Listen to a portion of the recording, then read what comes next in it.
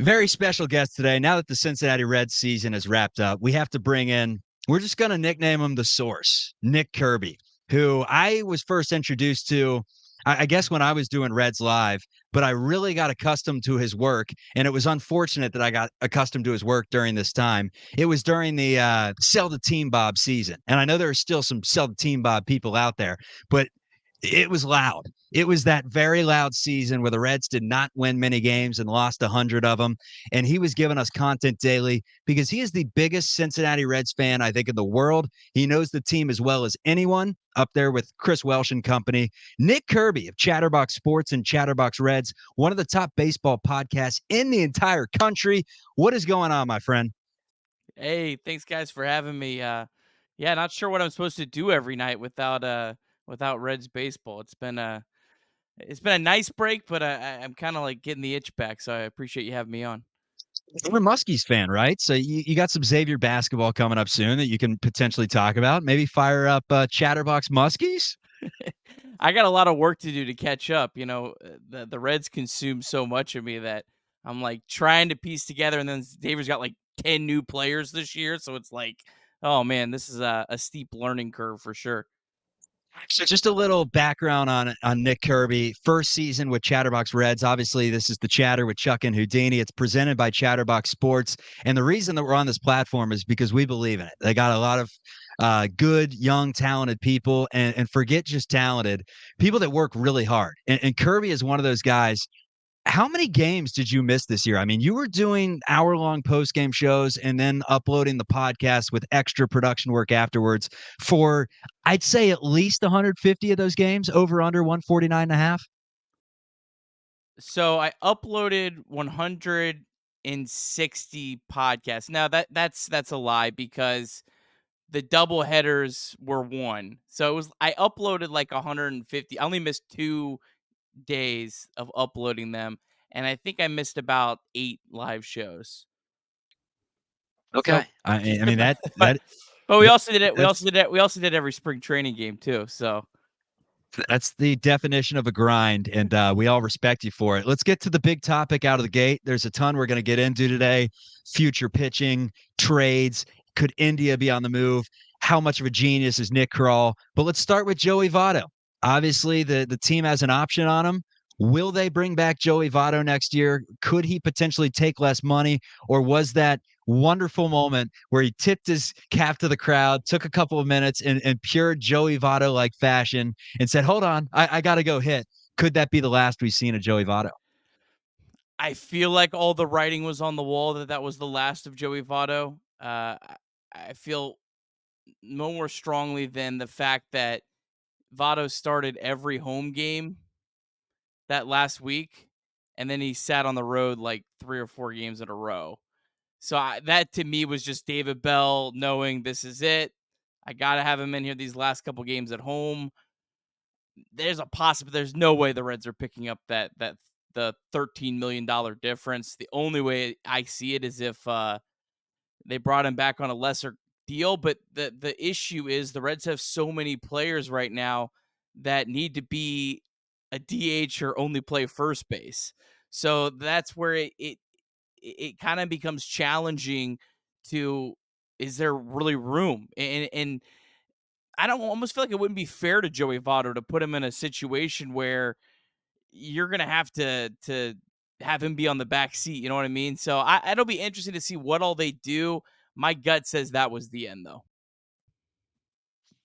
Yeah, I mean, were you one of the guys in the camp of when Votto was playing down the stretch, and obviously didn't have a great season, batting around 200? Were you on the camp personally of Joey Votto? He's done so much for the franchise, keep him playing, or were you more in the camp of, hey, we're in a playoff chase, let's put some of these younger guys in? Well, it was a little more complicated because of Jake Fraley's like playing on a half a foot or whatever it was. If Jake Fraley would have been fully healthy, I don't think there was any reason you should have played Joey Votto down the stretch. But the Jake Fraley injury and just how bad he looked, I think kind of made it, I don't want to say excusable, but kind of in that sentiment to where I don't know if there really was a full fledged better option. it was a really weird September because you had so many young players like Noelvi Marte like played like 10 big league games and he's like forced in. And then you have all these like good players like Fraley and Votto and India that are not fully healthy. And it's like, how healthy are these guys? How proven are these young guys? And it was a it was a hell of a juggling act in September. I would not have wanted. There's no month I've ever not wanted to beat David Bell more than the month of September, just because there was like so many different factors into every single decision just to put out your best nine every day. Votto, just to kind of age the guy right here and put it into perspective how long he's been with the Reds. I don't want to go with a season of when he came up, although he came up, I'm pretty sure, was it last season of Jerry Narron or first season of Dusty Baker? Is right around that point. You have an answer? I I think think I think I he think he was. was. I think I think Dusty's first Dusty's season was first season was 2008. 2008. So I think he came up right before. Maybe Dusty's first season was 2007. I don't I know. think it was it was right around that Jerry Narron, Dusty Baker crossover with Josh Hamilton involved. I think it was probably right after Josh Hamilton and that squad was added to the fold. But to age it right here, I remember going to a Subway out on the west side. Joey Votto made me a sandwich. Him and Brandon Phillips. I was a sophomore in high school at the time. So sophomore in high school, I'm now a grown ass man that no longer can eat Subway sandwiches because I think they're disgusting. Sorry about that, Subway. They're not going to be a sponsor anymore. But 2008 or 2009, whenever it was, Joey Votto served me that sandwich. And back then, he was so shy. He was just kind of, let's get real. He was kind of awkward. He was kind of goofy. Like he just didn't really, I thought he was kind of a hard ass, to be honest with you. Like he's just a classic baseball hard ass that doesn't have a big personality. And we came to find out that not only was this guy one of the most lovable human beings out there, but he was funny. Like I would not be shocked if Joey Votto was in a broadcast booth making people laugh for a long time. Take me through your opinions of how this guy changed throughout the years. All right, I got to give you the full scoop on this because I looked it up while you were talking, and this is a wild situation. So Jerry Narron's last year was 2007. Remember, Joey Votto debuted in September 2007, but Jerry Narron was fired on July 1st, so he actually was part of the Pete McCannon era. Uh, at the end for like his like 3 months of being the Reds manager, and then Dusty came in 2008. But Joey Votto, yeah, what a wild career! Just how different he was in 2010, how he won that MVP and like wanted no part of the publicity whatsoever from it, and then just to completely flip and embrace it. I still think I don't think there was enough made about what he did in 2021 to have the kind of season that he did at 37 years old. There's only a handful of players in the history of baseball that have had that kind of season at that old, at that age. So, yeah, just an incredible career. It's these options suck, right? Like there's no finality to it, right? You're kind of stuck in. You can't just like. I wish that this would have just been like his last year, and they could have fully celebrated him, but it really kind of put everything into this weird situation at the end of the year. Yeah, no, 100%. And kind of on that note, so we're saying that Joey Votto's not going to they're not going to pick up he's not worth 25 million at this point in his career. Well, That's yeah, it's not so it's 20 million but you're paying him 7 either way. You have to pay him 7 to not play. So basically it's is Joey Votto worth 13 million is the question that we should be asking. And I just at 40 years old, let's take the production out of it. How can he actually stay healthy for a full season? And it's not a Joey Votto. How many 40-year-olds can actually stay healthy for a full season? That's where I also kind of get into this and holding a spot and just the 40-man roster spots in themselves become really valuable over the course of a year. It makes it harder to shift pitchers up and down from Louisville because you can't hold those spots. So that's where I just think it becomes a little bit too complicated. I wouldn't completely roll it out. I would completely rule it out that the Reds decide, hey, they kind of start looking at free agents and they go, hey, Joey's interested in coming back on a shorter on a a smaller dollar amount deal.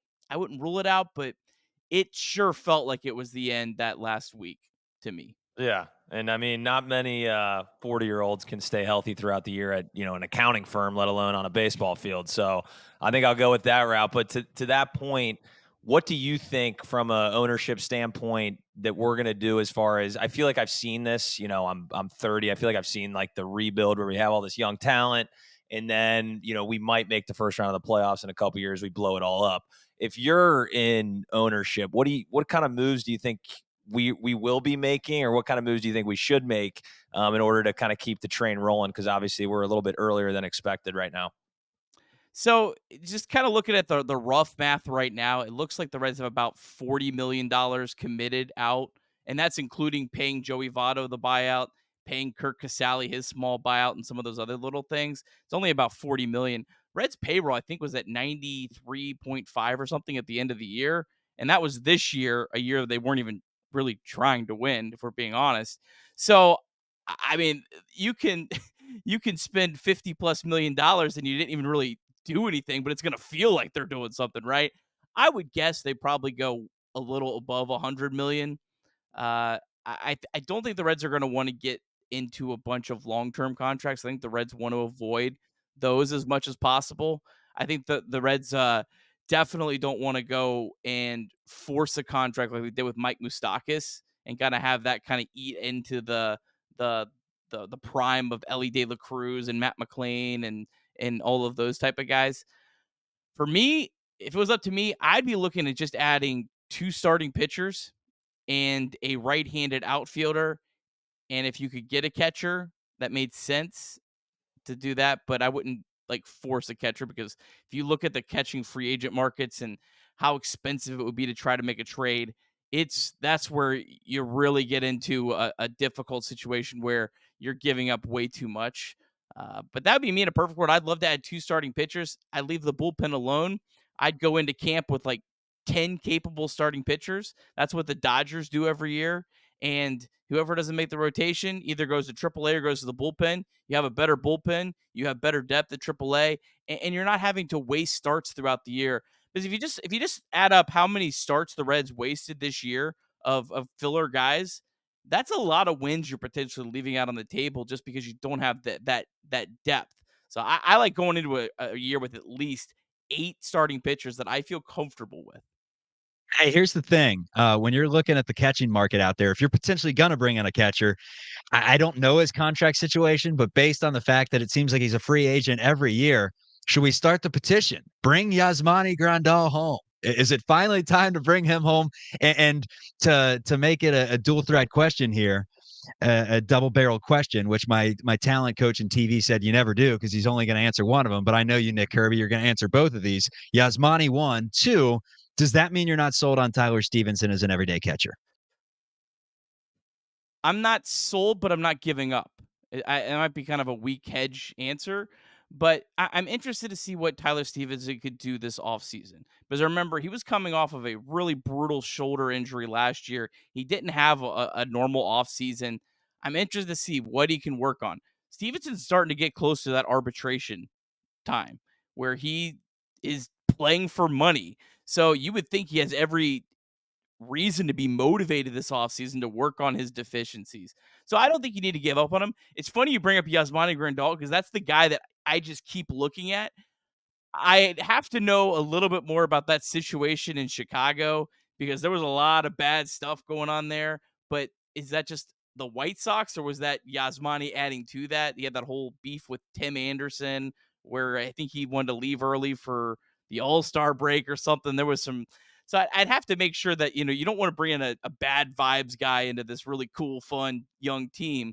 But man, that's a guy that you might be able to actually get on a 1-year deal and you're buying low on. And if it doesn't work out, it's a 1-year deal. It does nothing. You move on to 2024. It's not, or 2025. It's not something that lingers over. That's the contracts the Reds don't need. They don't need to get, they can sign Mike Moustakas for 1 year. They can't sign Mike Moustakas for 4 years. Yeah, and Shogo Akiyama for multiple years. And hey, if Yasmani Grandal didn't work out, you could probably trade him for Matt Latos again because Latos is out there looking for another opportunity and he's still got the stuff, he's still got the intangibles. God, that was bad. Latos, you showed so much promise, man. All right, Houdini. I gotta make sure I ask this question. You probably don't hear this guy brought up too much when you're talking Reds baseball, but I am part of a very small but loud fan base for we call it the Stu Crew, Stuart Fairchild. Okay. Now, I don't know if the advanced analytics say a lot of good things about my guy Stu, but first off, I want to know your thoughts on him. Just, even if you don't have anything good to say something nice for all the Stu fanatics out there. And then also, I'll be honest, I'm not huge on the contract situation with the arbitration and baseball and all that stuff. Do you have any idea what he looks like? I know he's not, some star that's going to be demanding a lot of money, but I wasn't sure if you had any idea about what his contract situation looks like. So the Reds still have Stu through 2028 if they choose to keep him. So they're in pretty good spot there. It's Stu? funny. I'm a Stu fan. I got Oh, let's crushed go. for defending Stuart Fairchild You're all a fan of year. everyone. You're a fan of everyone. That is true. That is true. You're There's just a couple. you're a nice guy.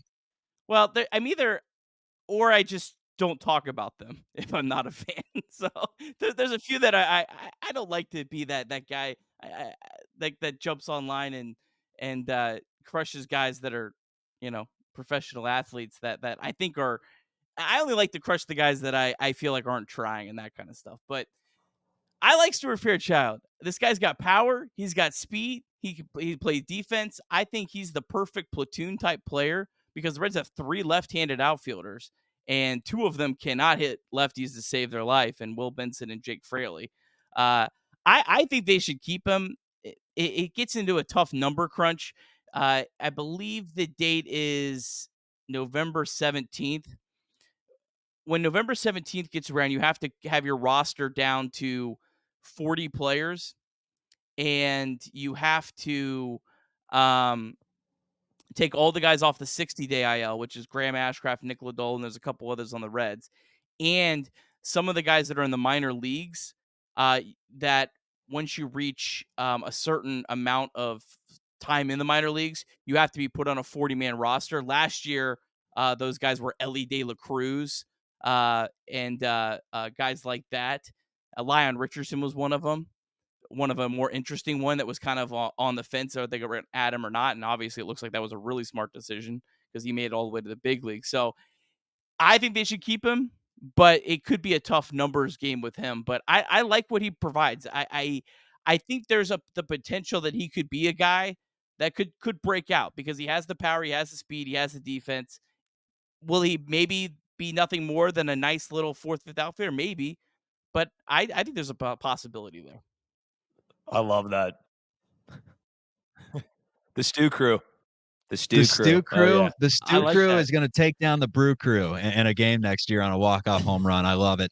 Reds have so many infielders right now that you wonder what can they do with all these guys? How do they play Jonathan India? Is he a viable option at second base? At the same time, what does Jonathan India even return you at this point with his value, with how he struggled offensively down the stretch, getting injured, and then the way that he plays defense? That's A. But could you package him, and would you package him with a Collier or an Edwin Arroyo, something like that? And if you wouldn't, are there any trades you'd make this offseason to move someone in, maybe pitching wise, in your favor, or are you attacking free agency? I mean, I would certainly prefer the Reds spend in free agency and not give up any of these prospects that they've worked so hard to build a strong farm system. There might be situations. There's some players that are interesting to me that I know I've kind of started just a brief dive into this offseason. Like Lance McCullers is a guy that's maybe a buy low candidate where he's owed a lot of money. So he may not have to give up a huge prospect to give back. Jonathan India, the biggest question you got to answer is what is his value? What are teams willing to give up to him before you even really consider what do you do with him? I think it would be an absolute travesty if he's starting second base for the Reds on opening day in 2023. He's a terrible defensive player, and you have Noelvi Marte, Ellie De La Cruz, and Matt McLean. There's no reason. Uh, Having said that, if Jonathan India is not going to bring you back some really good return, I already said I think you need a right-handed outfielder. Jonathan India could be your right-handed outfielder. Now, is he willing to move to the outfield without it causing a huge, big ordeal? I don't know the answer to that. Do the Reds think he's actually athletic enough to play the outfield and could play it decent enough? I think he probably could, but they would know more on that than me. There's just so many like different questions about Jonathan India that you have to have answered before you figure out what the hell you do with him. I'm not against them keeping him, moving to the outfield. I'm not against them trading him. The problem with trading him is I don't see how you're going to get anything back for India other than lower level prospects. I don't have a problem with that, but I know a lot of other people would, because I think a team acquiring Jonathan India is in win now mode, right? Like they're not going to want to be giving up MLB pieces or pieces that are close to it. They're going to want to giving up someone that's farther away, because Jonathan India is not this like superstar that you're acquiring. So that's what makes it really interesting and fascinating to me. I could see it going either way, to be honest. Yeah, and this question isn't even, we're going to switch it up, isn't even really in regards to the Reds. I'm more curious. We talked earlier about how you did like 150 live shows, essentially. You missed only a handful of games. What's your secret there? Are you doing, drinking coffee by the gallon? Is it Red Bull? Is it just that Stuart Fairchild energy you're living off of? What was the secret of doing an entire season? I thought that was pretty impressive in general, just even doing this once a week or twice a week. What's the secret of Chatterbox Reds? Well, a supportive wife, number one. You got to start Right. there. If you don't have a supportive wife and you have kids, there's no way you could do something like that. There's a lot of energy drinks consumed. I will say that. I'm a night owl naturally, so that helped a lot. I would much rather go to bed at 2 and wake up at 10.